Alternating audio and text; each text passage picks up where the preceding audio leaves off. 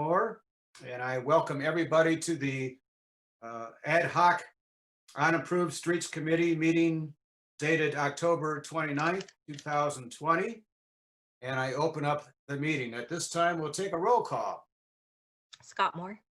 Here. Here, Let's say Boudreaux. the city and state, guys. Oh, thank you. Scott Moore. Here. City and state. Scott, with the city new and state rules are you for located? electronic meetings, we have to give the city and state. Okay, I'm sorry. We are in Birmingham, Michigan. I am in Birmingham, Michigan. I'm sorry. Pierre Boudreaux. Here in Birmingham, Michigan. Jason Emron. Here, Birmingham, Michigan. Michael Fenberg. Here, Birmingham, Michigan. Katie Schaefer. Here, Birmingham, Michigan. Stuart Sherman. Here in Birmingham, Michigan. Janelle Whipple Boyce. Here in Birmingham, Michigan. Okay, we have a quorum. Awesome. Very good. Now, within the last day or so, you received the minutes from the last meeting. And hopefully you've all had a chance to review those minutes. Do I hear a motion to approve those minutes, or is there any need for discussion beforehand? Seeing none? Just a question. Yeah, How many pages are the minutes? I think Four. one, the actual minutes. Should be 4 pages. Four, Um, well, maybe So four, yeah. they printed right. single-sided on the back sides. Right, Okay. yeah, right, I'm sorry, right. Okay, I'll make a motion to approve the minutes of the last meeting. I thought they were well done. I'll second that. Okay, we have a motion and a second. Any need for clarification, additions, deletions, corrections? Seeing none. Seeing none, I think we can go ahead with a vote. Those in favor signify by just raising their hand. We got to do I'll roll actually call. do a roll call vote. Roll call vote, that's right, roll call for, Janelle Whipple Boyce. Yes. Pierre Boudreaux. Yes. Jason Emron. Yes. Michael Fenberg. Yes. Scott Moore.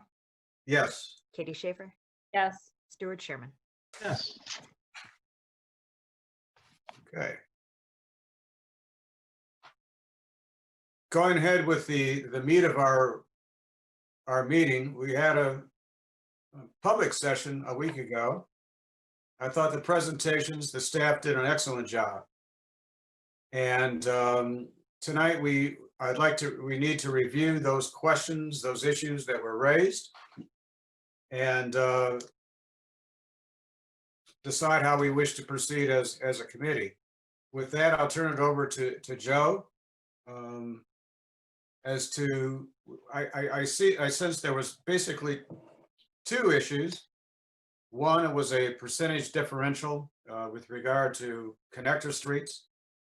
And secondly, as to the cost neutral type of equation that I indicated in the last meeting, we were still dealing with the legality, and we'll have to go into more detail on that tonight.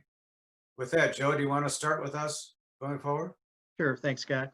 Yeah, in follow-up to the last meeting, I attempted to try to capture all the questions that were raised so we'd have those available for this evening. I believe most of those were answered at the last meeting Right. when they were raised. There was one question, though, that came up that the committee decided they wanted to have some more discussion on, and that was the last one with regard to the difference in allocation of unimproved streets from 33% to 25%. And I think Commissioner Sherman had some discussion on that, as well as some others, that I thought that was something that we might want to at least talk about this evening, in as much as it was brought up at the last meeting. It's something that may warrant some further conversation. So there's currently an allocation based on how much is charged for the reconstruction of the street. And the discussion was in regard to some of these connector streets and whether or not that allocation should be different for those that live on a connector street versus those that live on a entirely residential street. So based on those comments, I'm open for more discussion on that and see if the committee wants to pursue that further or have some further discussion and what the pleasure would be. So thoughts going forward? Go ahead, anybody. I'll start.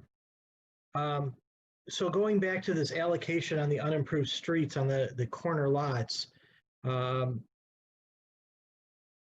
found it very interesting that we have a different cost structure depending on if it's a Cape Seal maintenance or an improvement. I mean, the logic is the same, but I'm not sure why we're using two different cost measures or cost allocation measures.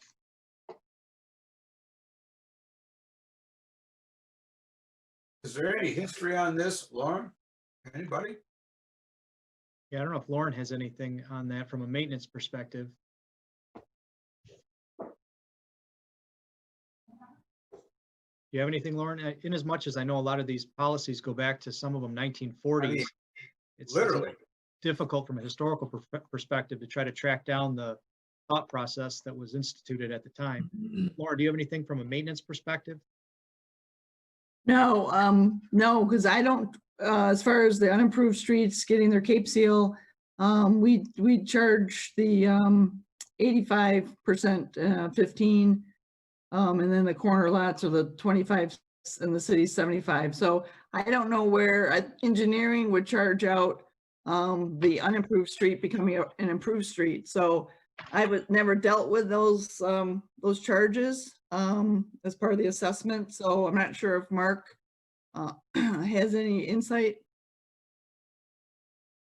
or Austin.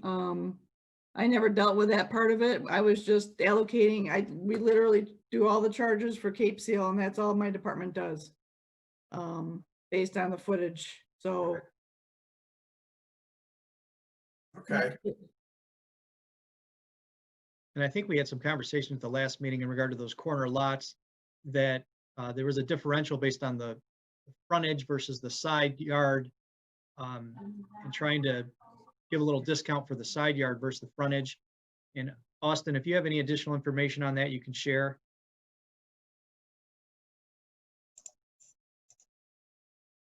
No, I don't. These predate me. I've done a couple SADs since I've been here the last 6 or so years, and this is the way we've charged it. And that's my understanding. That's how we've always charged it from Paul O'Mara when he was here. And we just carried it forward. Well, I can tell you that it goes way back into, at least my tenure, back into the mid-90s for sure, because I recall that percentage back in the 1990s. So I'm sure it goes back even much further than that, another generation or so. And for reasons we don't know. But you know, our charge was to take unimproved to improved streets. This is something that's in the report. And my feeling on that, and when we talk about the other percentage in terms of connector streets, this is a money issue. Potentially it's a political issue, but this one's more of a money issue. And I think our charge should be to raise this discrepancy or this difference to the city commission in terms of our final report. I don't know if it's something that we need to dive into, research and understand, and then present a recommendation. It is a money issue, and money issues are dealt with at a commission level, and for many reasons. The effects on budget and so forth and so on. So that's my feeling on that, just offhand. Any thoughts on that? Mr. Chair, may I, but Austin, do we have a formula that we follow, kind of percentage, what the side would be discounted to what rate versus the frontage? Just the reason I'm asking that, how do you treat like people fairly, depending on like the width, the length of that side? Do we have a percentage? I know we heard many in the discussion, we're talking, okay, we will take care of them, but what does that mean? Is there, Right. is there a formula? Yeah, from memory, we figure out, and I have to go back and look in more detail, but from what I remember, we based on the frontage. So if you're on the main front of a street, your house faces that, that's being improved, that we do the per linear foot for the project, and then we charge it per the frontage. And the corner lot, that front gets charged the 37 or 30, I mean the 67%, and then the Right. side lot gets charged 33. Okay, But- that's. So there is- But they don't get both. So it's, if the side street gets, with the long frontage, gets Right. developed, then it's Yeah, based I on don't frontage know charge the percentage. exact numbers, I just want to know if there's a formula, like you said. Yes, Well, there well, is. Thank you. Yeah. If I might, I want to go back here because I'm just going back through the report. And I'm wondering if the information that was presented may have been incorrect. Because as I'm seeing here on page 51, there's a chart for cost allocations. And it says cost allocation, all street paving costs, including design and inspection, are added together and charged to the assessment district. City subsidizes by paying 15% of the base cost. So that is your frontage. Then there's another section, corner lot assessment. Long side of corner lot is billed at 33% of actual length. Yeah. So it's not, we're not giving them a 33% discount, we're actually giving them a 67% discount. That's correct. And it looks like that is consistent for paving and asphalt, Mhm. because this is the paving consideration here. This is for when we're taking a street and making it a permanent street.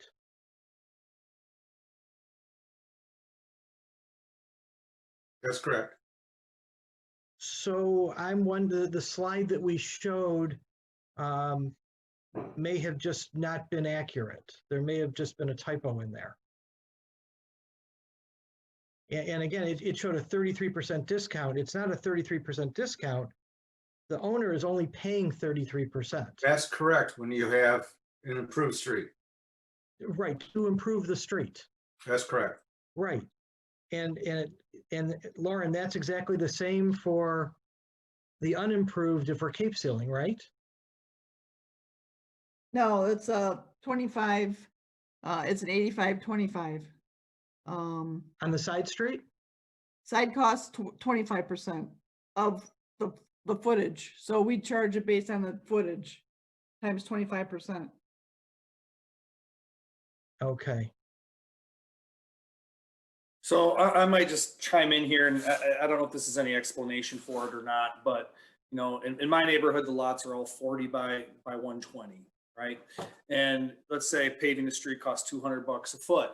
If you multiply that out by 85% for the frontage, the homeowner would owe about $6,800. Well, on the long side, it's 3 times longer, 120 feet long, but the percentage goes down to 33%. You compare the frontage to the side yard, the frontage a homeowner would owe $6,800 at 85% of $8,000 is $6,800. Where on the side they would owe $7,920. So they would actually, you're only paying 33%, but your frontage is 3 times longer. So the cost is, it's bringing it down to a comparable number. Now, if we charge the percentage that the Cape Seal program does, which is 25%. So I'm sorry, in the first scenario, the side yard's a little more expensive than the front to the homeowner, but you change it to 25%, it brings the cost or the lower than what you would pay on the frontage. So kind of the break even point somewhere between 25% and 33%.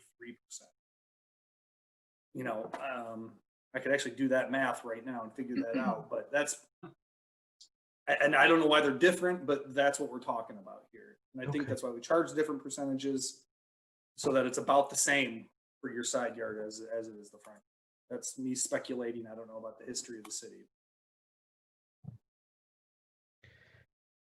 So, you know, going back to what Scott said, I think it's just something we need to make the commission aware of and let them make a decision.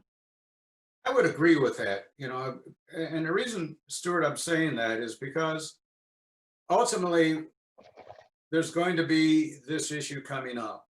And if we learned anything from our public meeting is that the issue is, at least it was for Wimbledon, and I think it was the same issue, there was a couple others many years ago, Stuart, when Wimbledon was trying to get repaved, is money.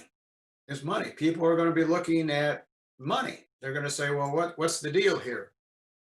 And that's a political issue ultimately, and it's a money issue that goes to the commission, and they're charged in terms of budget and taxation and the like, and charge.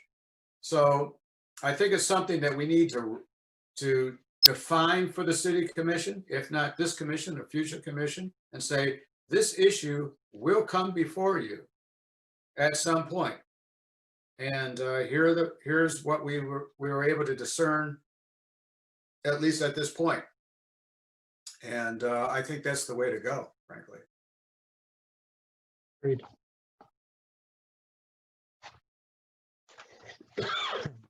Scott? Yeah. Now, I want to ask the question on the connector roads, really to Austin. Right. When you look at the connector roads like a Lincoln or Oak or what, Eaton and whatever, is there an additional cost to build those roads because they are connector roads? Good question, Mike. Good question, Michael. The only additional cost I would think of is depending upon the road, like the width. Like Oak is wider than we would do on a normal residential street, and then also potentially the material. You know, those kind of roads we typically would want to have concrete for durability and longevity of the road itself and the amount of traffic. So it would be primarily because of the width of the road and the type of material. As a, So- sorry, I just want to ask a follow-up on that. What about the pavement thickness and the base thickness? In your experience based on the city of Birmingham roads, do they increase the base? Or A little bit, yeah. There's a little bit of additional base and a little bit of thickness in the concrete. That's what I was kind of alluding to with the material type. So you'd want to have a little more durable of a pavement on a road that takes that kind of traffic and potential loads. I guess it would be, my suggestion, to the committee, that to the extent that there is additional cost because of the materials used or whatever, because considering that they are a connector road, that they give the residents some sort of minor discount to bring it down to where it would be a non-connector road. All right. You bring up an interesting point there, Michael, and I've been thinking about this since the meeting of last week, and it really goes into, okay, what is a connector road that we're talking about? Oh, there's Eaton, there's Lincoln, there's all these other, those are obvious. Streets like Well, yours. It seems to me Chesterfield, that engineering could define that based on which roads are connector roads, based on constructing them. Can you guys hear me okay? Yes, yeah, go ahead, Janelle. That engineering should be able to tell us which roads are designated connector roads based on the way that they construct them, as Jason pointed out, with added materials that they wouldn't typically use on regular residential streets. Exactly. I think we need to be careful of the word material, because I predict a lot of what engineering is going to recommend for roads that may or may not be connector Right. roads will be concrete as well going forward. That's correct. Especially what we've learned about regarding how similar the costs are now and how much better concrete holds up over time. So rather than say that we might have the city consider paying a larger portion on connector roads based on material, we should probably say more based on construction, because they are connector roads. That's a good point, and I would probably say cross-section. pavement cross-section. Oh, good, that's good. That covers the base and the pavement Yep. material, and Okay. it leaves the designation of concrete or asphalt out of it. Good point. Can the connector roads be identified at the start? So there isn't any opportunity for people to assume that their road is a connector road? Or Correct. Or using traffic counts that would identify a connector road. There could be a criteria used, Michael, certainly a traffic count, the type of traffic used. And I think of your street, I think of Wimbledon, I think that they don't want their width wider. It doesn't need to be wider. It's the type of traffic and the amount of traffic that's going down that road. And so I think that there has to be a finer definition in terms of improved streets as to what is a connector street and what isn't. Because I can just see, well, I live in a connector street, you know, and the like, but it can be done. It can be done with the proper criteria. We all know, and when I'm thinking about the city as a whole, we're talking about very few streets, because those streets we all know that are connector streets, like you've identified, Michael, they've already been paved. We're looking at those streets that through history, the evolution of those streets, that Birmingham was a northernmost city or town back in the 40s and 50s, and now has become a city surrounded by this giant metropolitan area called Southeastern Michigan, and people use Chesterfield, they use Mohegan as connector streets, basically. And so there has to be a different kind of criteria or definition given to those streets. Not that they need to be widened, but I would agree with Jason that maybe the material and the construction needs to be different. So I think it's an issue. It's an issue. And would it be just be able to be deemed by the engineering department? Because when they, require different base materials or thickness to the road, that cross construction that you were talking about, that's strictly a decision for the engineering department. Right. And if it's not required to have additional, then it's not a connector road and doesn't require an adjustment. I'll just add on to that it's going to be difficult to figure that out up front and define early on based on that, like which ones are collectors or not. You're not going to know until you hire an engineering design firm to get in there, do the actual pavement analysis and design, and figure out those thicknesses. You're not going to be able to, you can go out and do traffic counts right now, but no one's going to really know if pavement thickness is going to increase or decrease or be the base 28 feet wide with standard thicknesses. You're not going to know until bidding or at the engineering design phase. It's going to be difficult to determine that. So we can't go out and do an analysis now and say Chesterfield is going to require 12-inch base where, Benneville is going to require an 8-inch base. You're not going to know that, right? There's not enough information. So I don't know if there's a way to, I agree with the concept of, if you need an extra 2 inches of concrete, an extra 2 inches of base over on this street, that would, I think, fit this definition, but you won't know until after you have your engineering design. Those are good thoughts. Good thought. I have a question Janelle. that I guess I hadn't thought of until now, but for example, on Lincoln, where we added the median, who pays for that when we design it and add a new detail that wasn't there before? I realize some streets have medians and that would be a different story, but when there's a new detail added like that, do the residents, Austin, pay for that element as well, or does the city pay for that?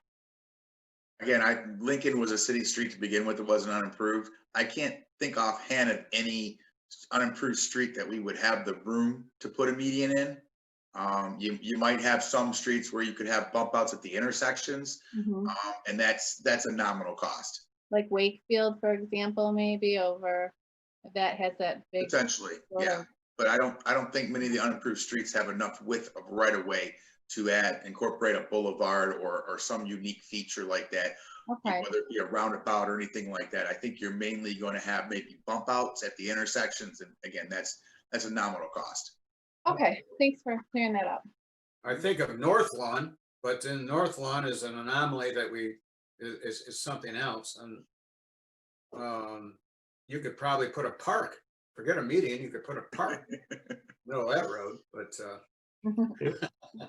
When they did the improvement, when they did the improvement at Fortin School, they were talking about putting a roundabout through our dining room. but these are good thoughts. And I guess, I guess our decision tree is that, okay, is this something that we want to tackle? Or is it something that we say, here's an issue? And it's a money issue, really.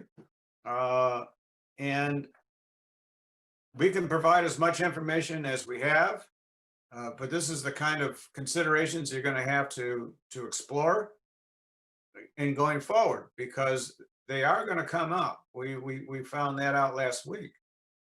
And so how does everybody feel? We could make a recommendation. And leave it, as one of the elements that has to be decided at the commission level. That's what. But I that's do how think we it- should make a recommendation. Right. And it could be subject to the engineering department's recommendation if they feel that there's additional cost to a particular road. Correct. Because we do make a recommendation as to, where is it here, on the payments or on the cost. Yeah, that it's to continue being assessed. Mr. Gerber has his hand. Mr. Up. Gerber, I don't see his hand up. See, I see Yeah, it. I see, Mr. Moore, I'll be your assistant for tonight. And, Mr. Gerber, go ahead. I'm Okay. sorry, Mark. That's all right. I have a limited view here. Yeah, no problem. As an alternative thought, you could maintain the same percentage, but as in terms of figuring out what the total cost of the project that you're going to charge, you could reduce the cost of it by the incremental increase in the extra material cost that it would have taken. That way you have to develop all these new percentages and everything else. Interesting thought. That's actually a great idea. That's sort of what I was saying, just to adjust for the incremental cost. Thank you, Mark. It sounds like a simplified solution, but again, I think it's a recommendation that we would make to the city commission. All right. That two things. One would be kind of a formula like that. But again, at some point, we're going to have to define what exactly is a connector street when it comes to improving that street. And there's different ways to do that. I mean, Michael, you said that would be an engineering. I don't know. I think that at some point, the residents would want a finer definition as to what would be considered a connector street. But I believe I heard Jason explain, and maybe I heard it wrong, but explain that that wouldn't be something that we would be able to define in advance. Rather, it would be during the design and the engineering phase of the street. So I'm not sure how that would be possible, unless I heard you wrong, Jason. You could do a traffic study and determine traffic counts. You'd have to do that on every street. And then the term connector street, as far as I know, isn't a defined term in any of the state highway transportation documents. So that would be like an internal definition, city definition, if you will. And our engineering department would have to come up with, what axle loads and axle counts per day that would define that. But as far as I know, there isn't. They have terms called arterial, which are big roads like Woodward and Maple or arterial street. But you get down in the difference between Benneville and any of these, which is a smaller residential street, or maybe something like Chesterfield, which maybe has a little more traffic. There's no clear definition in any book that I know of defining those. So that would be something that we would have to come up with maybe, or have the engineering department define that. And it's ambiguous. It's there's no standard to base it off of, and no one's going to be happy either way. Well, why if we would have the city pay the difference in cost, would we need to know in advance anyway? Because it happened during the design phase with the engineering of the new street, then their cost, the people that live on that street would be the same if it were a connector street or Benneville, Jason's example. So the cost wouldn't change for the resident. So why would we have to define it in advance if that's the direction we're going? I suppose you wouldn't. Is there a definition of a street that, for just to improve a residential street, that's not deemed to be a connector in terms of, for example, the base and the depth of concrete, et cetera? See, base would be an example, but it's paved, yeah. Lauren Wood, Ms. Wood has her hand up. Go ahead, Lauren. Oh, thank you, Mayor. I just gonna add, and it's just something that we could sort of look into later, but SEMCOG has a lot of resources and they have a transportation department that they may have, maybe able to help define some of these items for us, at least as a foundation. So that's something I think maybe we could get some answers for. SEMCOG is a great resource. It has a ton and ton Yeah. of data. And transportation. So, I know that. Here's another thought that goes into this equation, and that you're going to hear from the residents, is that fine, okay, you can do all this kind of weight load and all this kind of stuff and base and materials. The fact is that in a street like Benneville, it's mostly residents that are using that street. A street like Chesterfield, we're picking on you, Michael, but there's a use factor here. There's a benefit factor here. The benefit is going to a wider demographic, to a wider population than just axle load and maintenance and so forth. And why am I paying for somebody else to use my road? It's going to be a use argument as well as a maintenance argument. And, you know, that's going to be a powerful argument. And it's going to be used. I'm just, you know, I anticipate something like that. Where, come on, if the whole idea of assessment is benefit to the property, well, I'm getting a benefit, there's no doubt. But also everybody else is getting a benefit. And I'll take Wimbledon. I use Wimbledon just about every day. And I live on Ribbanock. Well, okay, because that's my way to get to Woodward. Should they have to pay for my use? You know, it's going to be a question. How do we deal with that? I guess Janelle had I have a few ideas. First, I think it's important to point out that historically, everyone has paid for the road that they live on when it's improved. And to change it midway would be unfair to half the city. So I think that's really important to point out. My next point on this is I think you could get an argument from nearly every resident in this city that people use their street as a cut through.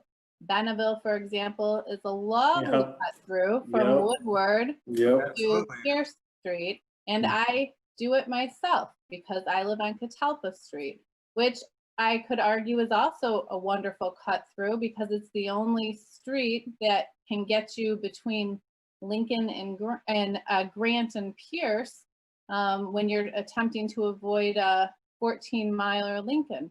And I think every one of us could have an argument as to who else uses our street besides the people who live on it to get to their neighborhood. It's a fact of the type of city that we've all elected to live in.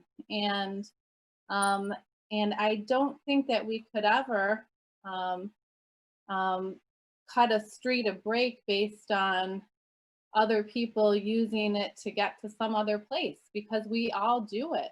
And everyone does it on our street. Yep. And again, importantly, historically, we've all paid for our own improvement. That's absolutely correct. But and yet at the same time, you know, I think we owe it to this commission and a future commission to point that out, because it is going to be raised. It is going to be brought up, and you're going to have groups of residents of an individual street with that argument. And I think it needs to be presented as such here it is, it's coming your way. And that's why I say that it's really not our place to make this decision on many levels. But is it going to be broached? Absolutely. And I think it's because it was presented in a public meeting and it was presented in our own meetings. It's something that we need to forewarn, so to speak, this commission or a future commission as to this is coming your way. And your arguments are compelling, Janelle, but you know, they need to be prepared. I do think that we are making this decision, are we not, though, as part of our recommendation? We can clearly let city commission will read these minutes and they'll know that people will raise that question, but we clearly are making a recommendation that that people who live on the street will continue to pay for the improvements as they always have. That's part of our recommendation. I agree with you, Janelle. This is Pierre, but I have Mr. Fenberg's hands up. Go ahead, Mr. Fenberg. Well, I guess I'm just going to recommend that the committee acknowledge it in the report. So the committee could acknowledge that there has been some question about the connector streets. It's a recommendation of this committee that there should be no adjustment to the charge of the residents, because historically they've always been charged full boat, and we don't see necessarily a good reason for doing it. So that's just the position that the committee takes, and it'll be up to the commission or the residents at a future time to ask for an adjustment. And it will be brought up. Mm-hmm. Yeah, but Chair, I echo Janelle and Mike's comment. I think we need to come with a solid recommendation. Mm-hmm.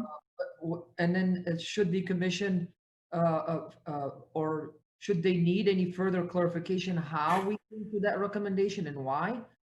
That's why we're here. They can look at it and we see, because we cannot leave it open to the commission. Oh, well, you're gonna expect this to happen. Well, okay, what did you recommend for us? Right. Well, recommended that it should be equally treated. It doesn't matter where you live. This is the Exactly. future of our city. Am I on the right page of everybody else too? I think that's what, yeah, I would agree with that. Okay, good. I think Scott. But the answer is not going to be, it's not going to rest there. No, Because no. we have a future understand. commission that's going to be dealing with this, and We who understand. knows, it's a political decision.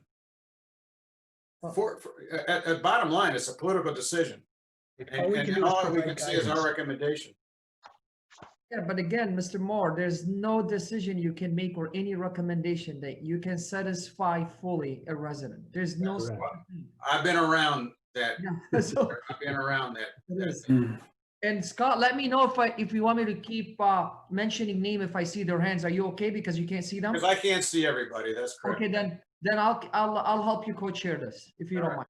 All right. That's fine. But I think that's fine. I'm satisfied with that. We make our recommendation that it stay the same. We understand this is an issue that's been brought up. We certainly can't make any sort of recommendation as to percentages or anything else, because that is a money issue. And frankly, there you are. There you are. I'm satisfied with that. It is what it is, Mr. Moore. This is similar to I bought a house on the corner lot. Well, it is what it is. I'm sorry. That's how it is. You have to pay for both sides, and we worked with you, and it is what it is. And a resident can argue, I'm not paying for two sides. He could argue every day. I'm a resident. I mean, I don't want to speak of anybody else. I could come to you in a city commission and petition that is not fair. I pay enough taxes. I need to pay only for one side, but you're gonna face it regardless. The commission knows that. So, Yeah. I'm a corner house. Mr. Valentine, go ahead. Go ahead, Joe. I saw And it. based on the comments that have just been made, in terms of moving ahead, and if there's agreement on this and you want to make this as a recommendation, I would suggest you do it by motion and we'll include it in the report with the other recommendations that you have, so it's formalized. That's a good point. Janelle, would you like to make that motion? Joe, are you requesting that the motion just I believe the wording's probably in here, this document, just that the The committee recommends okay. that the, connector streets are charged in the same fashion as all streets and can be reviewed at a later date, or something to the effect of the discussion that's just been had. So the intent is captured. You want me to try, Janelle? I just want to, I guess, just, yes, Stuart, but one thing, we're just going to, is part of this potential motion here to say that the city could assume the additional charges on a street that is constructed more strongly than another? Is that what we're trying to make the point of, or are we just simply saying that all streets are going to be charged the same percentage? I think that's the question. I'm not sure we have the answer yet. Tough issue. That's a Go tough ahead, issue. Stuart, give it a try. I'll give it a shot. I want to be careful to avoid the term connector street because it's not really a defined term. Right. So it would be something to the effect of all streets will be charged in the same percentages as we currently use. However, streets that require a substantially increased cross-section Or pavement width, of I'm sorry, or pavement width. or pavement widths shall be reviewed by engineering and finance to determine the excess portion incurred as a result of those changes, and that amount shall not be included in the cost used to calculate the percentages. I'll second it. I agree. How with did I that. do? That's Pretty a very good, very good. Good. That was a good motions there, Stuart. And Thanks. we'll, Mark, does that work? Is that something you can work with? Mark, I think that works. Yeah, other than at the very end of it, I would say that they determine the costs used in order to establish a special assessment or something like that, but. okay. Yeah, other than that, that works. I'll accept that amendment. That said, any further discussion? I think it's been a good discussion. It's going to be an issue that's going to be brought before that commission, any commission. And, I actually think that's a great resolution. yeah, And I think, Michael's points are spot on that they should be comparable. Just because you live on a street that bears more traffic shouldn't result in a substantially higher assessment. correct. It seems very fair. I think so. And if we didn't learn anything from last week, is that money is going to be an issue in every one of these improvements. And people are going to be looking for ways to save money. And I think a motion like this sends a message, at least our recommendation from our history and our research and our discussion. So I think it's a good way to go. Do we need to vote on that? We do. Before you do that, Chair, see if there's any comment from the public. I'm not sure. I don't see any hand though. Any comment on the motion from the public? The chair is asking on behalf of the chair. I don't see any hand. So we're good. I think, Chair, you can ask the clerk for the roll call if you don't mind. Yes, let's go proceed with the roll call.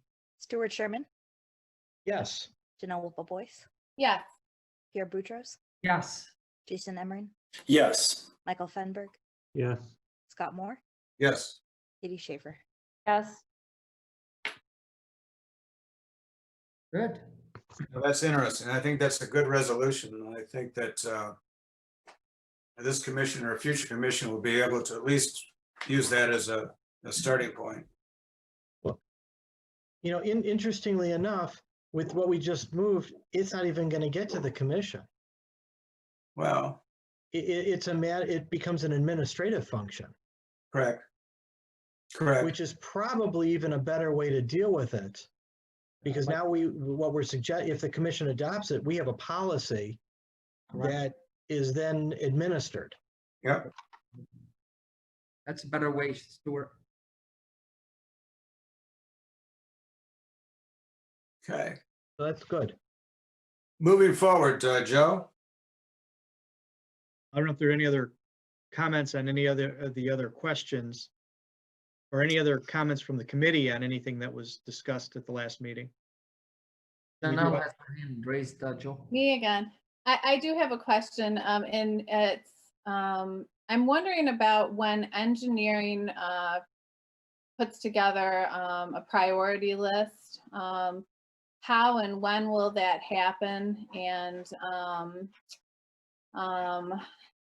just, I guess I feel like I've been so aware of these unimproved streets being on this committee. I've noticed, for example, Floyd Street has been torn up by consumers for the past couple weeks, and it was already a terrible, in terrible condition to begin with, and now it's really horrible.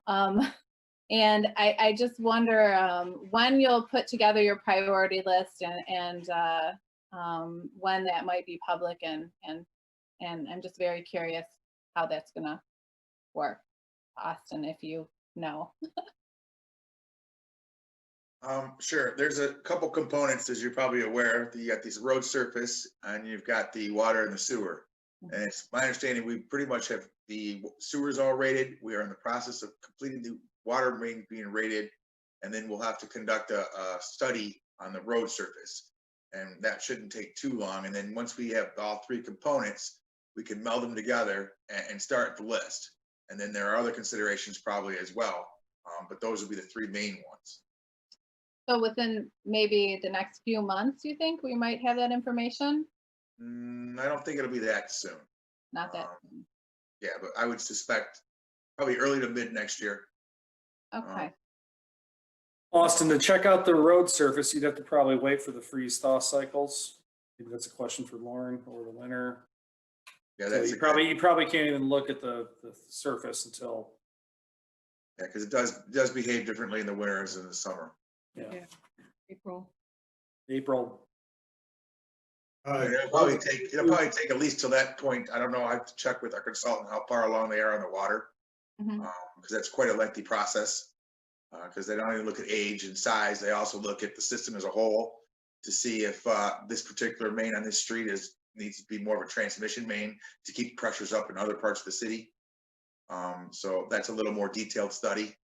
The road assessment, that can be done relatively quickly, but you got to find the right time of the year, as Jason pointed out.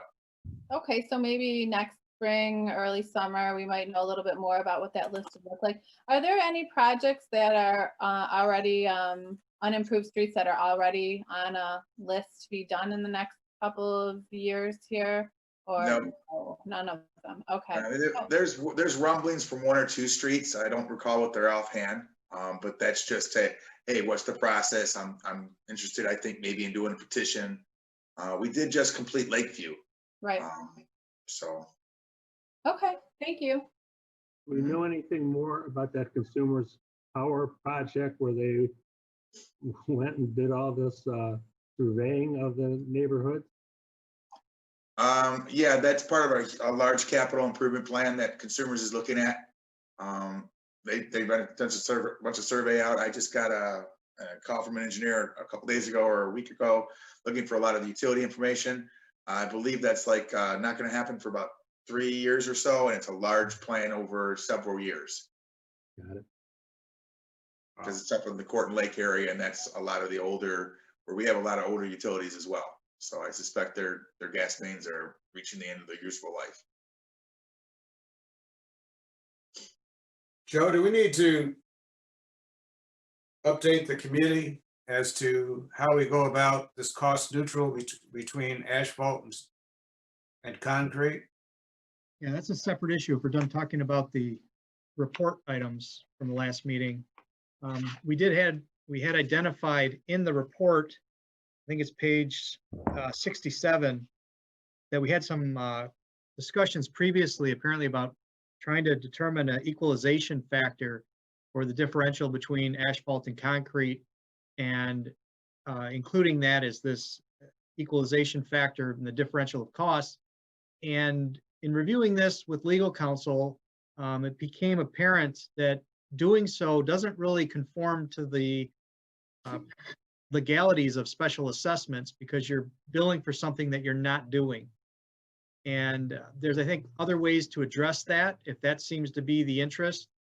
So for example, if you have cost of concrete coming in at, just for simple terms, $50,000, and asphalt coming in at $30,000, and you want to have some equalization factor between the two, depending on what, regardless of which one was picked, you can't simply charge more for the asphalt at the concrete price and keep those funds in reserve for something in the future.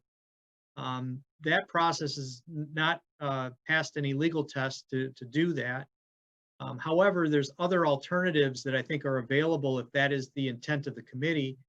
And that could simply be establishing a future maintenance assessment within, the 15 or 20 years that the additional maintenance would be required on an asphalt road, as part of the process to try to equalize those costs. But in terms of what was initially proposed, there are some problems with that from a legal perspective. So the equalization factor as is proposed in the report would have to be changed as a result. And Mark, I don't know if there's anything you want to share further on that. Right, and so to be somewhat careful with this, if it was something that the committee wanted to address by saying, okay, you do asphalt, but there may be a some sort of maintenance assessment like Joe was talking about. But then you run into the concern, oh, there's other local streets in town that have asphalt roads, and are you now going to assess them for maintenance as well? So you get into this really pickle of making sure that you're treating everybody the same and how you do that. So those are just my thoughts that I had with Joe on that. Yeah, we were trying to identify an option if this wasn't viable, what other options there could be to try to address that. And it was a challenge trying to do that. So, looking at future assessments for maintenance, was one option that we came up with, but it's a bit of a struggle trying to find the right mechanism to accomplish that.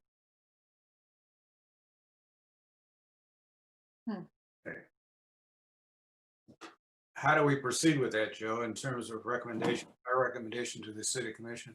Well, I think first and foremost, the current language has to be stricken from the report in as much as you can't legally do it.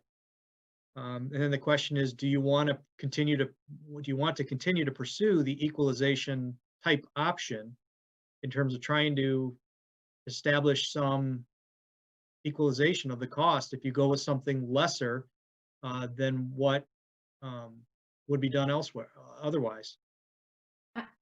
I think it's the only fair way to do this, because if the city is going to take responsibility for the road going forward after the one-time improved cost to the resident, and then it becomes the city's responsibility, that means it's all taxpayers' responsibility in 10 or 15 years to deal with the asphalt road, whereas the concrete road will last 30 or 40 years, let's say.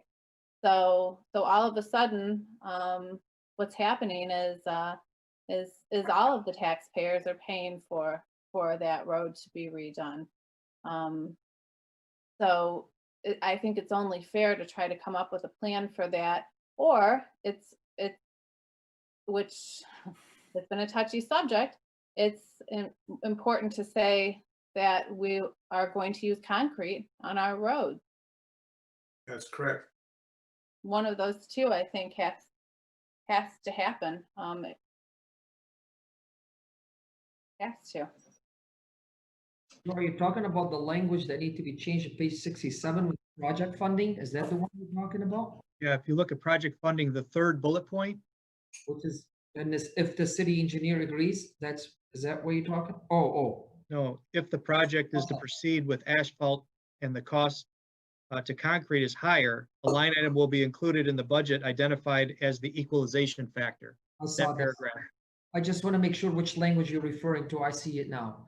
So depending on what we have, what we are going to agree on a recommendation, we might have to change that language you're saying. Yes. Okay. And my only other thought is unless there's a way to say if the asphalt is chosen over concrete, then going forward, the residents will be responsible for that live there for the repair or the maintenance. Which I just don't see how it can work another way. If an asphalt street deteriorates, and I'm just gonna say 15 years, and a concrete street lasts 40 years, how is that fair that the rest of the city should pay for the repairs to the asphalt street 15 years later, That's Mm. when correct. another resident paid extra to have concrete? We have to come up with a plan for that. Yeah, Mike, go ahead. Go ahead, Mike. He has his I hand. guess I'm wondering, can we define what those costs would be? So, for example, would asphalt just have to be ground out a top layer and then a new layer put on top? Or, what is the, the maintenance of it short of a complete reconstruction of the road where it's totally, replaced? I think Austin could probably elaborate on that, but it really depends on the condition of the road at the time in terms of what treatment or what type of maintenance is going to be required. If there's a mill and fill where they skim it and redo it, or you're just sealing the cracks in the road, it would vary based on each road and the condition that it's in. So some could be exceptionally high in cost because you would have to, excavate a couple of inches or more, maybe do some foundation work too if it's necessary, and resurface it. And others may just require some crack sealing, which would be completely, far less expensive.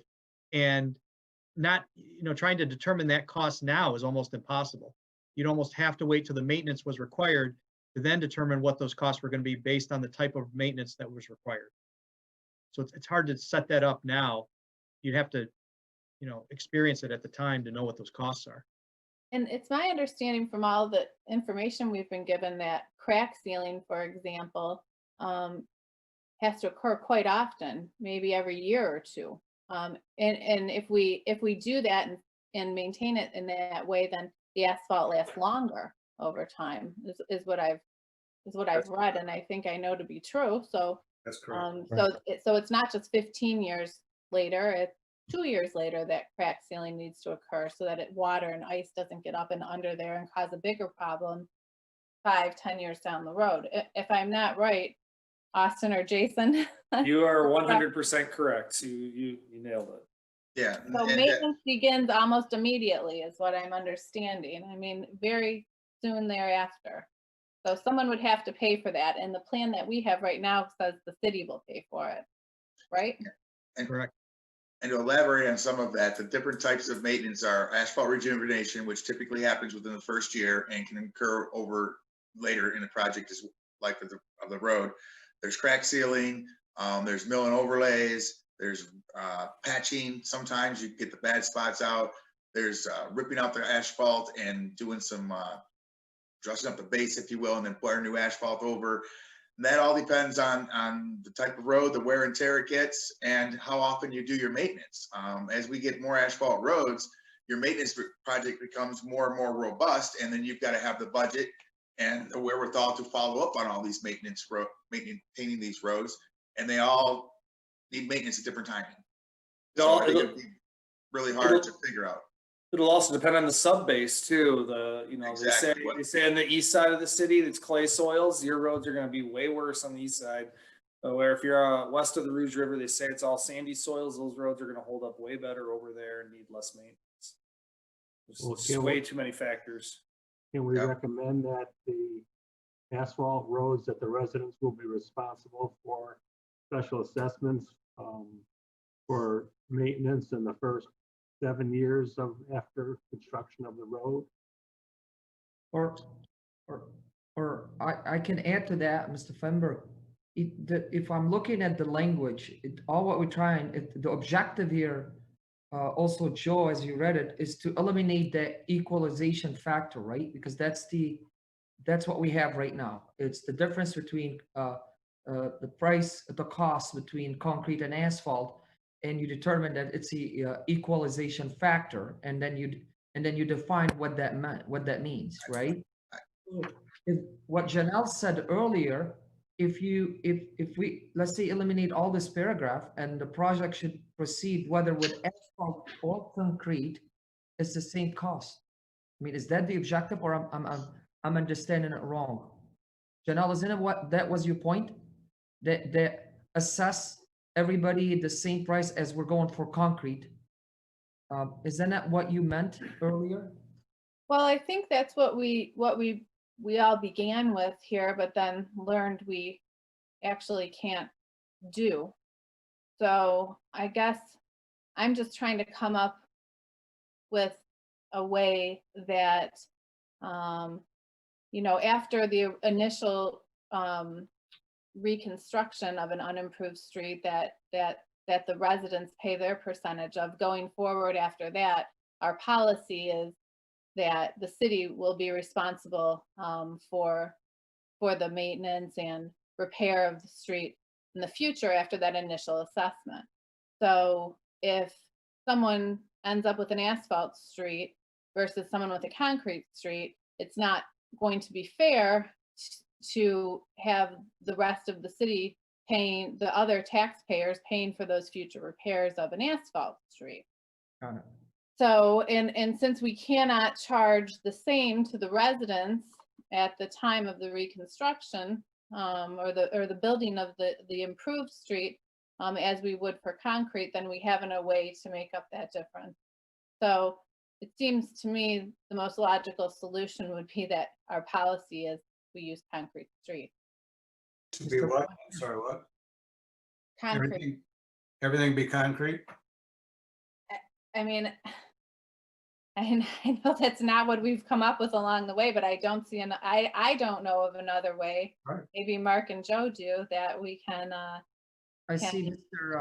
charge Fletcher for this and equally. Mr. Emerine. So let's hear from the engineers. Let's see. So I was just curious, so this all started, Joe, and I get what Joe said, and I should have picked up on this before. You can't create an SAD and charge someone for something that's not going in the ground. I get it, but Joe, you had mentioned that maybe there's a way to set up a separate maintenance SAD. Like, can you like reserve the right to do that later, or how do? No, did I miss not to something? not to do it in advance, to do it at the time that it's needed. So you That could it's do a needed. supplemental special assessment for maintenance purposes at the time that the maintenance is required. Right. So we could set a policy in this document that says if you choose asphalt, then you're then opening yourself up to a future maintenance SAD. But engineering's the one doing the choosing. So if engineering chooses asphalt for you, because that's how we. I think that engineering is Yeah, using concrete. And then Right. the individual street can say, well, we want asphalt. That's how I understand it right Okay. now, is that the policy is going to be concrete. But your street can, if you wish, qualify, or you can use asphalt. It's more of a choice between now for that individual street to go one way or the other.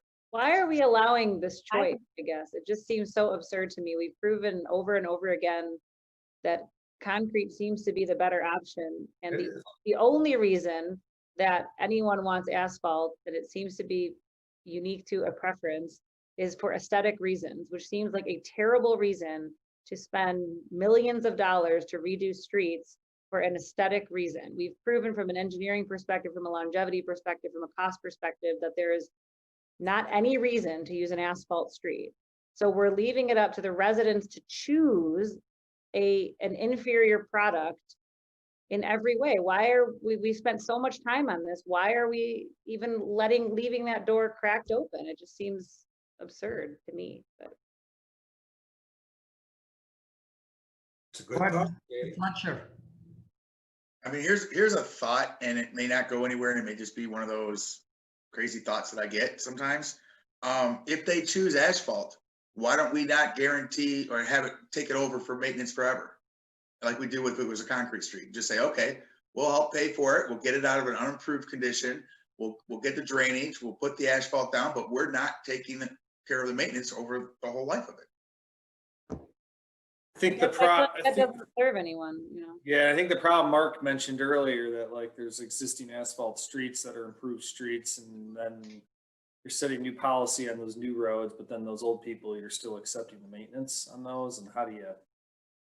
And how do they end up getting maintained? If the city doesn't do it, then you're back to the neighbors petitioning.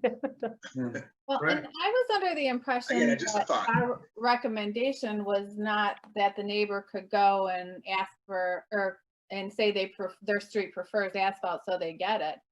My understanding of this document was that the neighbor may go to city commission and say they prefer asphalt, but that the buck stops with engineering. As I think we've all said all along the way, that they should be the ones to make the recommendation. But, you know, as we work through this, maybe it's just, you know, what Katie just said, maybe it is really, truly just smarter for our standard to be concrete.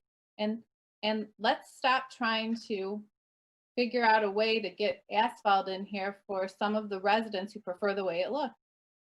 Because that is where this all began, and that is what we have been some reason trying to accommodate, but it's just, the data shows that it's really not appropriate for the city. So I think Katie makes a great point.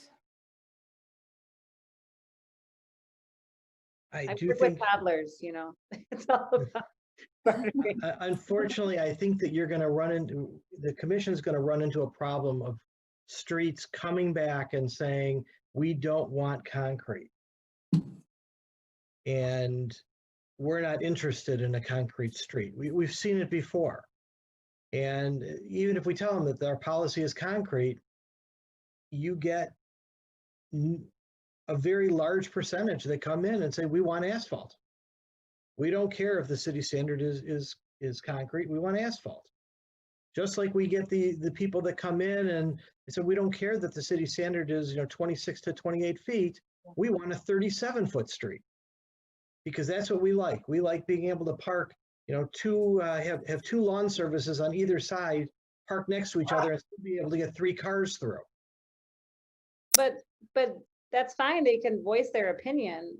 We're anticipating that, but at what point do you stop conceding to that? If you hear it, we've studied it, we've researched it, we've taken that under consideration, that it is in some instances, an aesthetic appeal or a wish.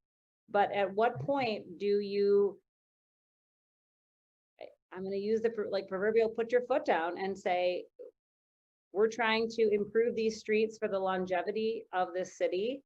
And this is one where it doesn't make financial sense. It doesn't make engineering sense. I mean, I get this is politics in the end, but I get that.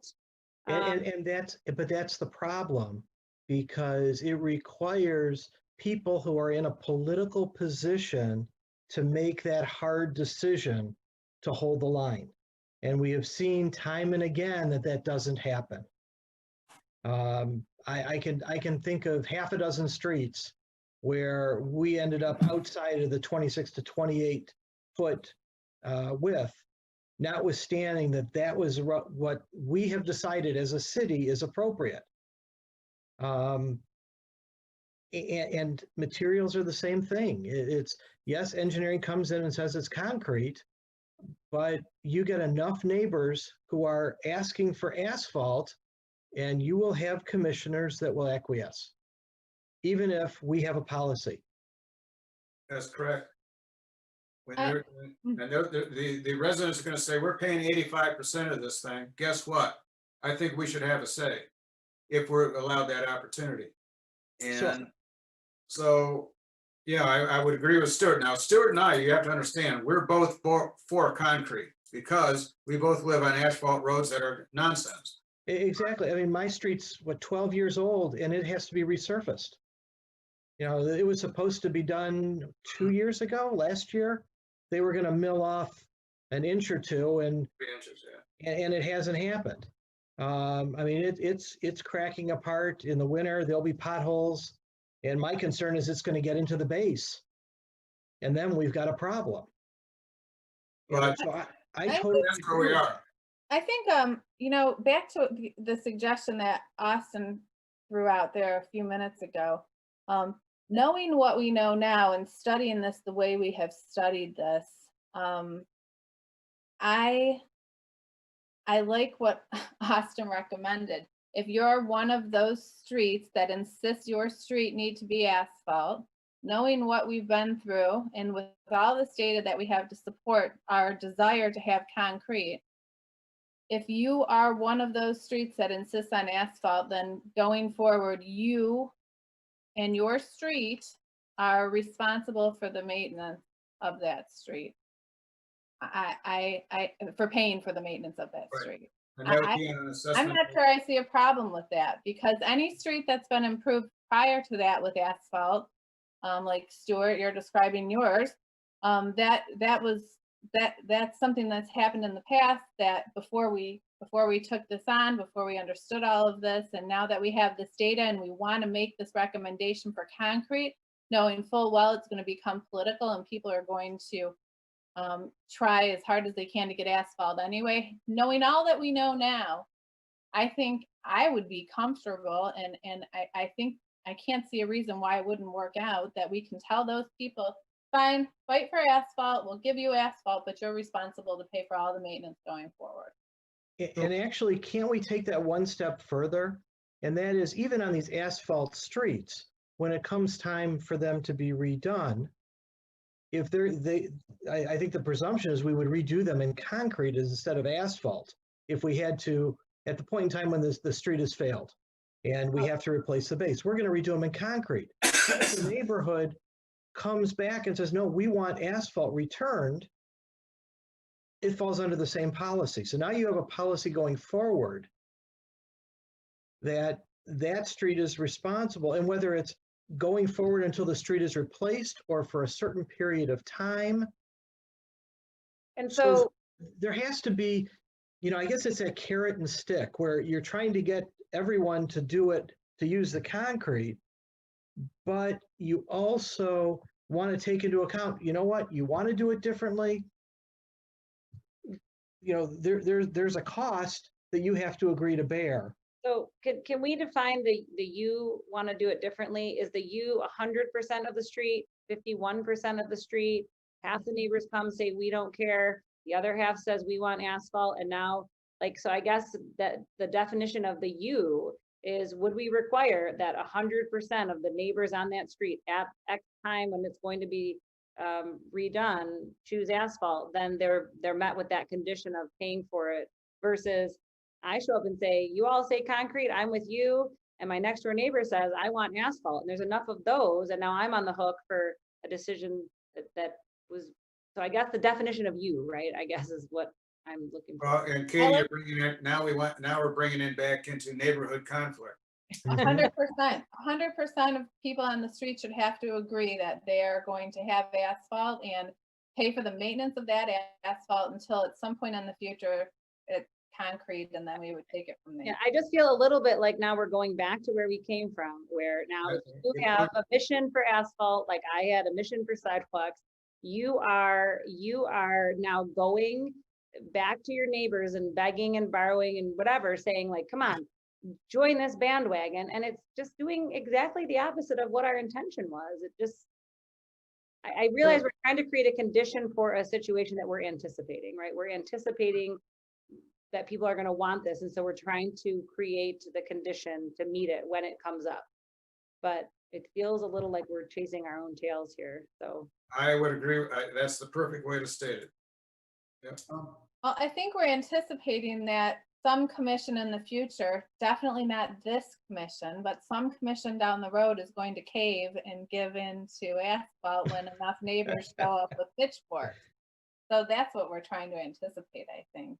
So if we make it difficult enough for, or I don't know if difficult's the word, if we make it a big enough burden for the neighbors to not end up with the inferior product on their street, I think that might be a good road to travel down.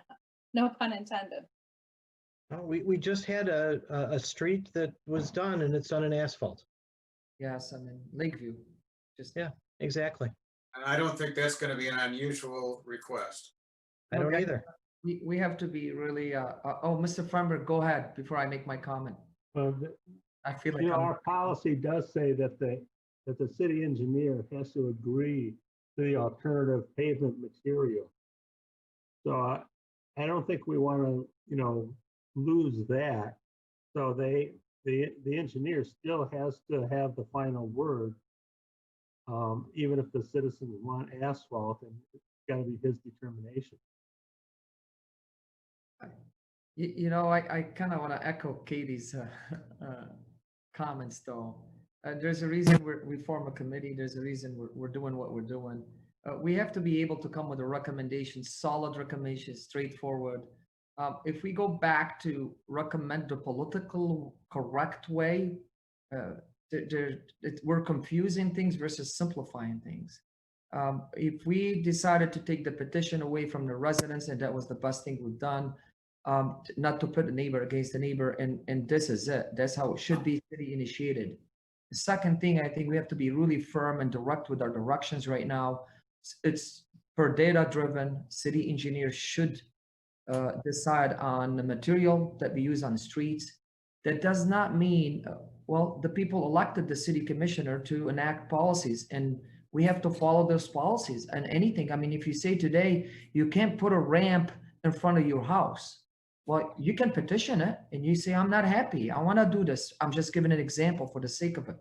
The same thing is going to happen. You know what? This is our policies recommended by a committee, and then the city commission enacted to a policy. Now it's a policy, and the policy is concrete. Now, how do we not take their rights away from them? Obviously, we're not going to. We're residents. I don't want anybody to take my rights away from me. But we need to be firm with our policies, and this is the procedure that we have to follow. Yet, you can come and petition. But we need to make sure when you petition on something that we don't have, like you want asphalt, but because the policy said concrete, then this is the penalty. Money, this is the 100% you need to get your neighbors, and it's going to be very difficult. Now, we're not making it difficult, but we can also anticipate that with every street we're going to do, well, hold on, we're anticipating 50 or 40% of the street want asphalt of concrete. That means we don't have a policy. Why create the policy? That's my 2 cents, really. I mean, are we on the same boat? I mean, is there any other committee member that sit on this committee feel different? Let's start from there so we can come to a conclusion. Do we feel different? That should we leave it loose and anticipate this gonna happen, and what percentage we need? And I don't know. I'll leave, any of the members feel different? I tend to agree with you, Pierre. I think we got to make a decision on a material type, and you guys can change it later at the city commission level if you want, but I'm kind of on board with Janelle and Katie, and I'm, I'm an engineer. I design these roads. You can make them the same. They're just different. You got to maintain one more. You got to do it more. There's all these different things that go into it. From a maintenance and longevity standpoint and ease of maintaining these things, you gotta go concrete. And that's the recommendation I would want to make. If they want to change it later, they can figure it out. But I think we gotta be clear, direct. I guess my feeling is you can argue aesthetics of a light post or a city bench or something to that, the way a building looks, but like a road it's meant to be driven on, and it seems sort of absurd to me. I get all of the, concerns of what we're anticipating is gonna come our way, but when it comes down to it, it seems like the only overwhelming reason that people want asphalt is for an aesthetic reason, and just, I like pretty things, but it's just. I mean, Katie, we have to be clear again, or either that, or literally has to be a resident's decision and let the city engineer deal with that. So every street need to be redone, then it's gonna be a resident's decision. Well, good luck. How do you get that? How do you get the consensus? Well, what do you like? What do you like? Where your street is next year, it's on the project to be improved.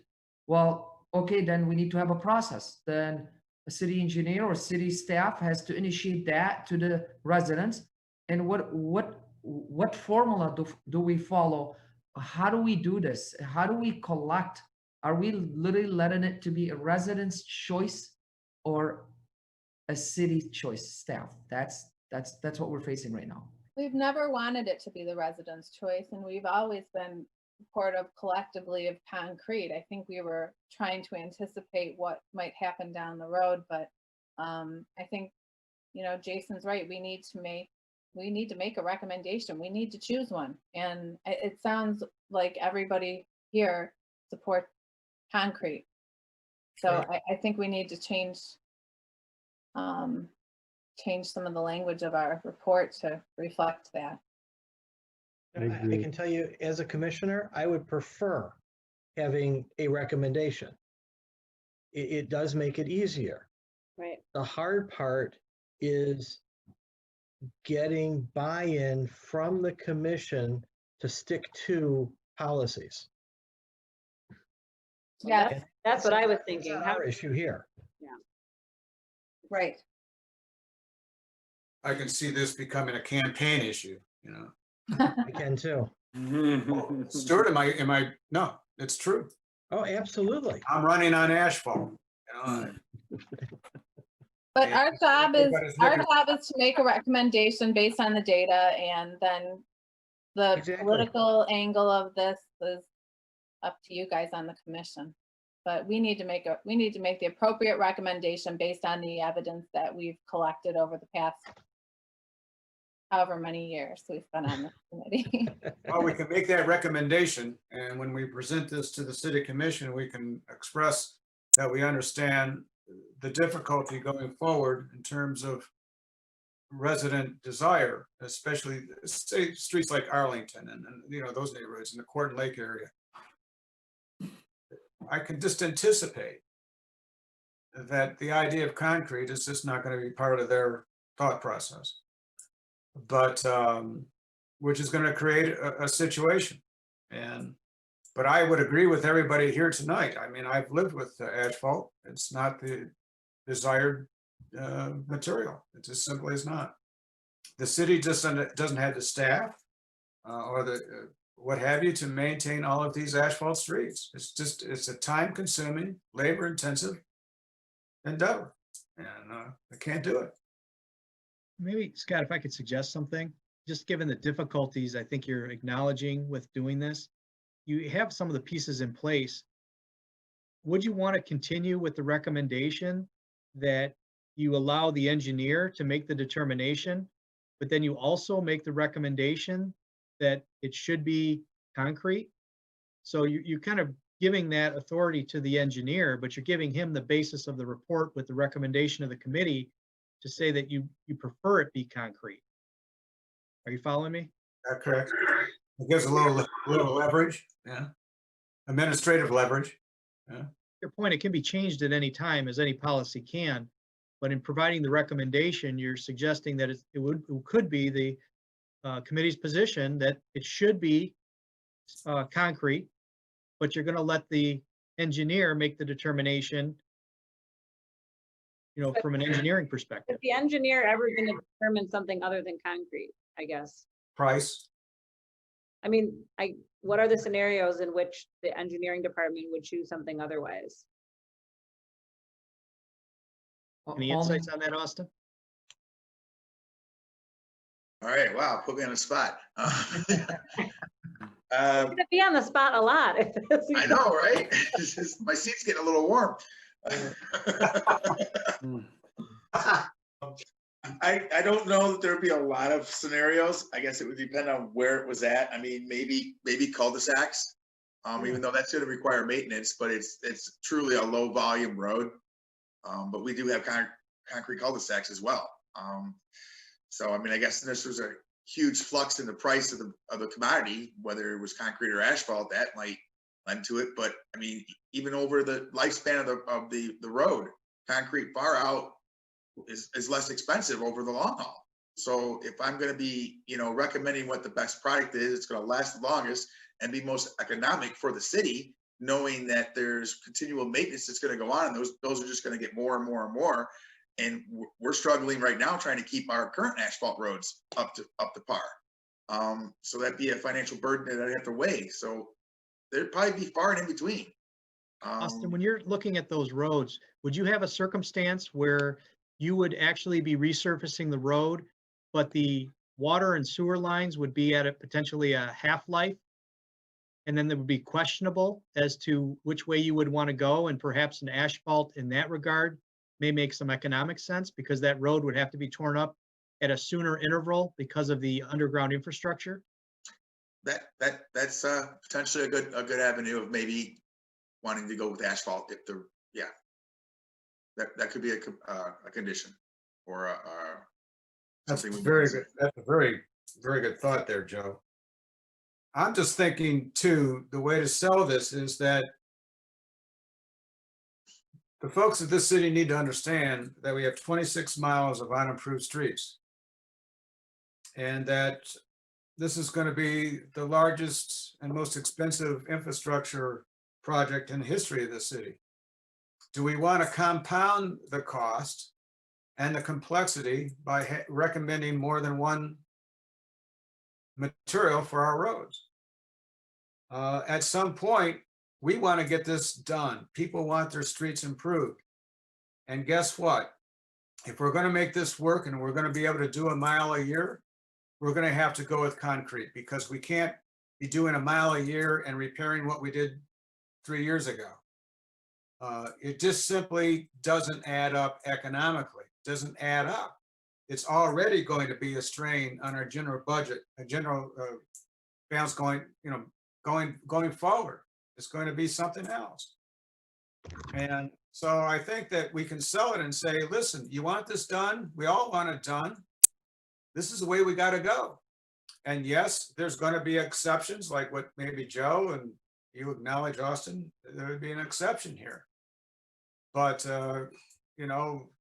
agreeing with Katie and Janelle and everybody else, and I think that certainly Stuart and I have experience, we need to just say, listen, this is the way to go. If we want this thing to be a go and not paying what we did 3 years ago for maintenance, but we can actually improve and move this project forward without stress on our general fund, well, this is what we're going to have to do.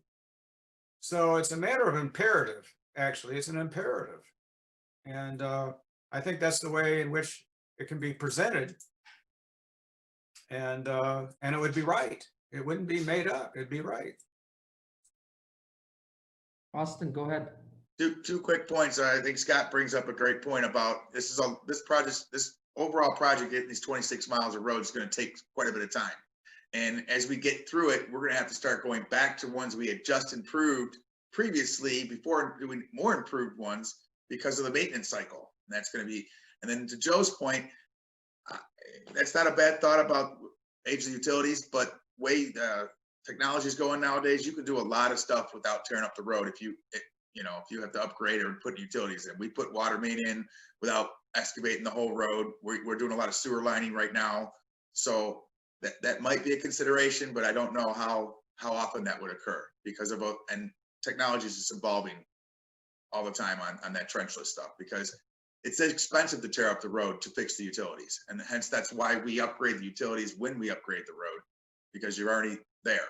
But after the fact, there are a lot of different ways that we can address those utilities afterwards. So So yeah, Joe, definitely. you got the recommendation that you presented to us, kind of, we wanna, I think the majority, I want to speak for everybody, but the consensus here is, as Chair Scott Moore had mentioned, we're all directing literally let it be the decision of the engineer department and let it be concrete.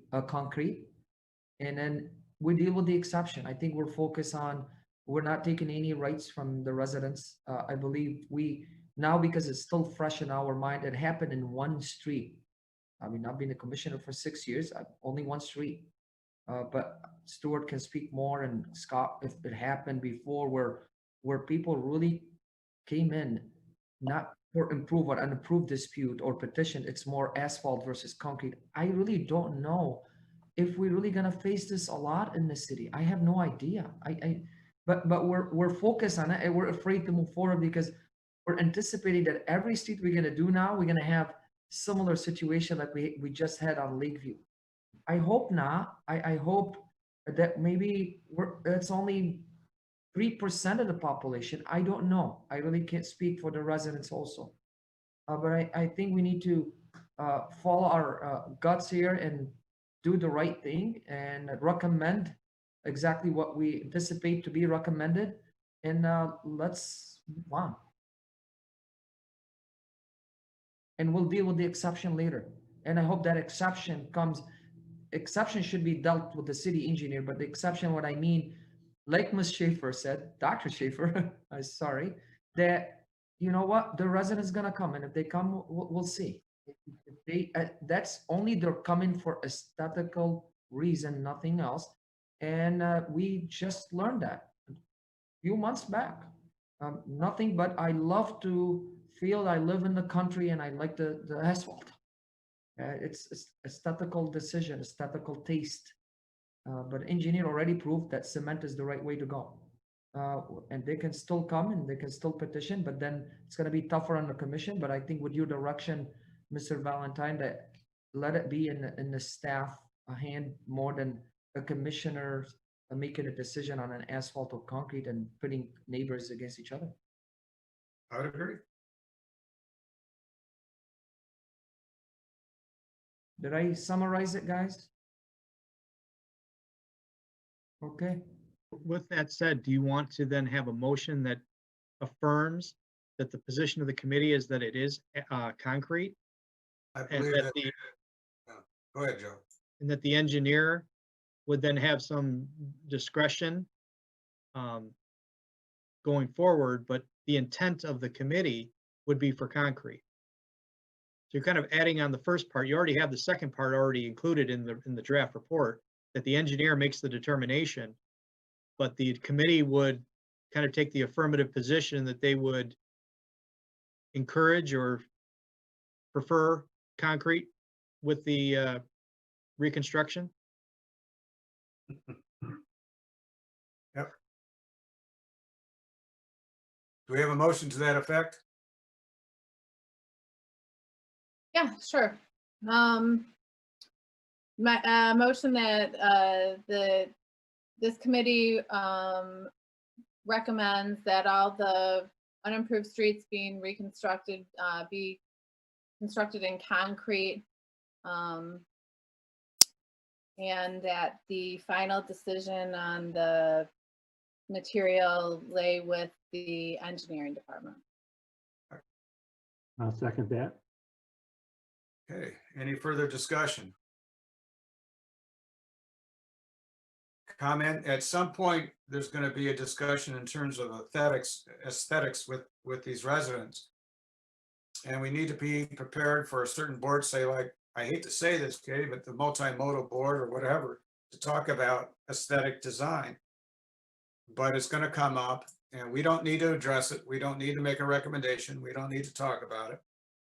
But I think our sales pitch is, listen, we want this project to happen. It has to happen in a way that's efficient and cost effective.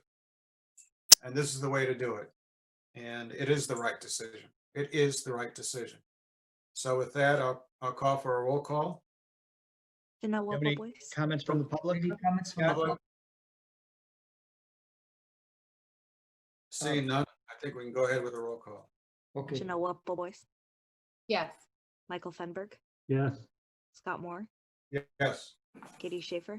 Yes. Stuart Sherman. Yes. Pierre Boutros. yes. Jason Emmerich. Yes.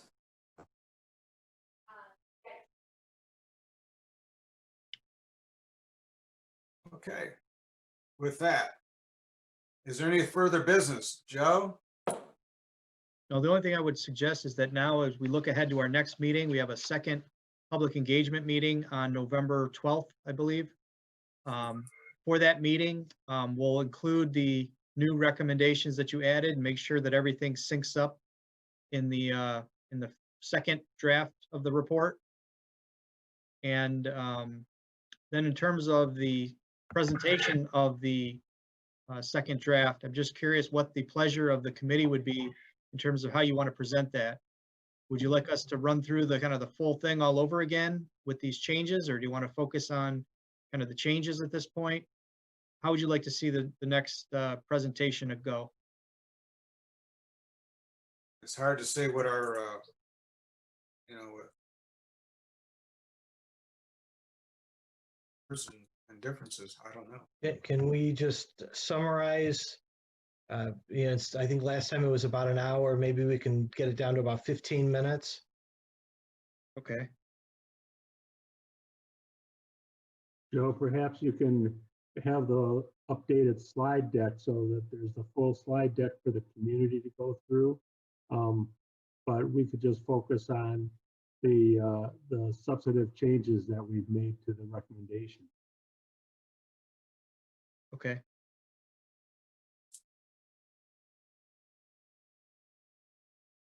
These have been a very good discussion, folks. Very good discussion. Are you happy with that, Joe? Are you able to work with that? Yeah, that's helpful. Thank you. Okay.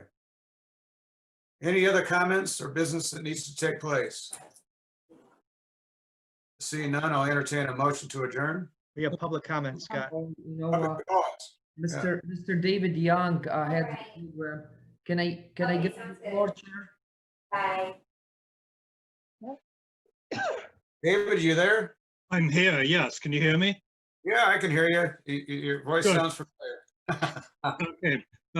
I just want to go on the record and make a point here, because as you said, people are going to start coming out of the woodwork. I just want to reaffirm the retention of this 85-15 split and just go on the record as saying I severely believe that that should stay in place, because last week a couple of people showed up and started talking about an incentive to change the 85-15 as an incentive, and other cities are doing a 50-50 split.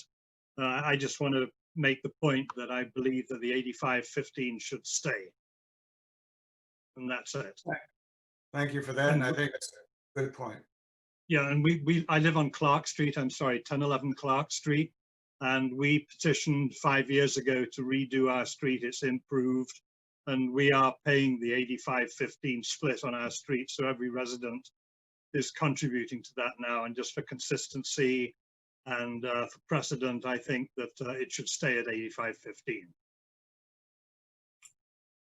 Thank you. I would agree with that because that's the way it's been, for better or worse, since we started with this. Right. And we're very content with concrete. As an addition. But you know, those issues are going to come up. Right. Are going to come up because we learned last week that everybody, and we talked about this at the beginning of our committee, David, is that it's all about money. It's all about cost. And people don't like big bills. So they're looking for ways to save money last week. Can we change the percentage? Can we change the, you know, if we don't like concrete, can we go with asphalt if it's cheaper? It's going to be about cost. It's going to be about money, and it's going to hit every commission going forward. Right.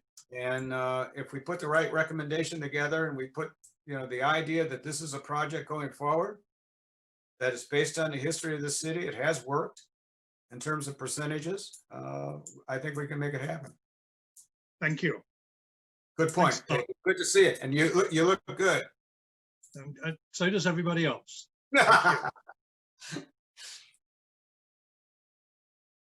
We're tired. Anything else? Any other? I don't see any other public share. And with that, I'd like to make a motion to adjourn. Okay. Second by Stuart, I think. I saw that. Okay. That said, any need for further business? And seeing none, we can take a roll call and call it an evening. Pierre Boutros, Yes. Stuart Sherman, Yes. Danilo Boyce, Yes. Jason Emmerich. Jason Emmerich, Yeah. Yourself, please, and say yes. Jason Emmerich. He's Muted. he needs to mute himself. He's trying to say yes. Okay, I can read your lips. We gotta hear you. okay. Michael Fenberg, Yes. Scott Moore, Yes. Katie Schaefer. Yes. Okay. You got the yes from Jason, right? Was Yes, he- I did. Thank you. Okay. Thumbs up. He's having technical Okay. difficulties. Thanks. Good, everyone. Thanks, Scott. This meeting's adjourned, and David, say hi to Cindy and I like. Good night, everyone. Good night. All right. Night. Good night. Bye, guys.